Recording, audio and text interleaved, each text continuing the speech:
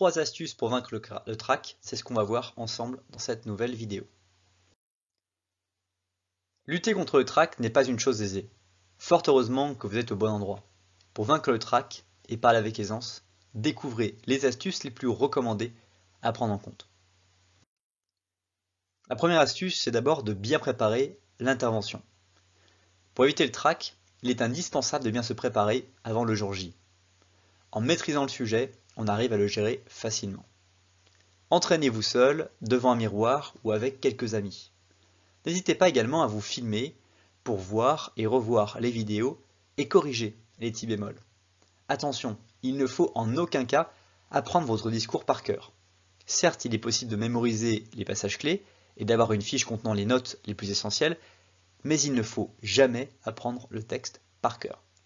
Alors dans le fait de préparer l'intervention, c'est vraiment un facteur très important d'une présentation.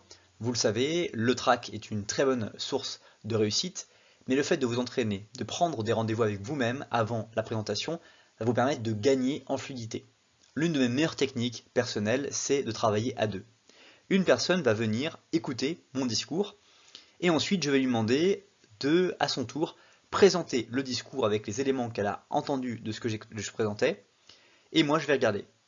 Et à la fin, je vais comprendre quel message a-t-elle mémorisé, quel message n'a-t-elle pas mémorisé, et donc qu'est-ce que je dois corriger pour permettre de mieux expliquer la prochaine fois que je fais.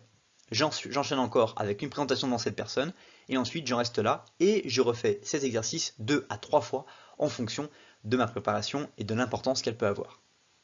Cet entraînement spécifique va avoir un impact phénoménal sur votre réussite parce que vous allez vous approprier des mots de la personne qui vous a regardé et qui a présenté le même discours que vous pour vous faire comprendre du message qu'elle avait réussi à mémoriser plutôt que celui qu'elle n'avait pas réussi à mémoriser.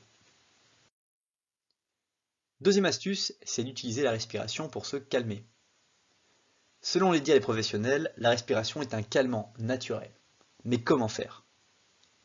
Concentrez-vous sur votre respiration durant 2 minutes, en la contrôlant par le ventre et en la rendant lente. Inspirez lentement et prenez conscience de l'expiration. Pour cela, il est conseillé de souffler lentement par le nez et la bouche. Quand on expire, il faut percevoir le relâchement des muscles du corps. N'oubliez pas de positionner une main sur le ventre pour sentir les mouvements de l'abdomen.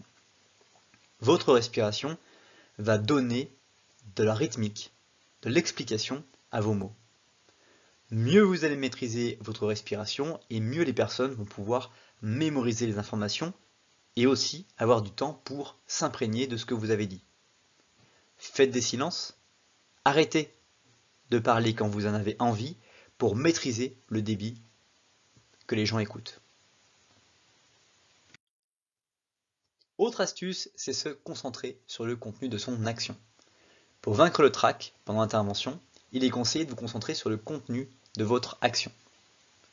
Selon les dires des professionnels, la personne doit concentrer 80% de ses efforts sur son discours et 10 à 20% sur sa communication non verbale et l'attitude du public. Pour les débutants, il est vraiment difficile de se concentrer sur l'attitude du public alors qu'on est en train de parler devant des dizaines de personnes. C'est pourquoi il est préférable de se concentrer sur le contenu de la présentation, les mots que l'on dit, les gestes que l'on fait. Avant de commencer votre intervention, il est important de bien visualiser la scène mentalement. C'est une technique qui permet d'éviter les pensées parasites stressantes. Encore une fois, le fait que vous êtes ici pour présenter ce que vous devez présenter est le fruit d'une attente du public et du fait que vous avez une expertise, quelque chose qui est vraiment important à partager avec les autres. Profitez-en pour prendre le temps et de choisir les bons mots, le bon discours, la bonne fluidité pour faire que ce moment soit un moment privilégié pour vous, mais aussi pour les personnes qui sont venues vous écouter. C'est déjà la fin de cette vidéo. Si ce n'est pas encore fait, je t'invite à découvrir la vidéo qui s'affiche sous la flèche bleue ou à t'abonner sous la flèche rouge.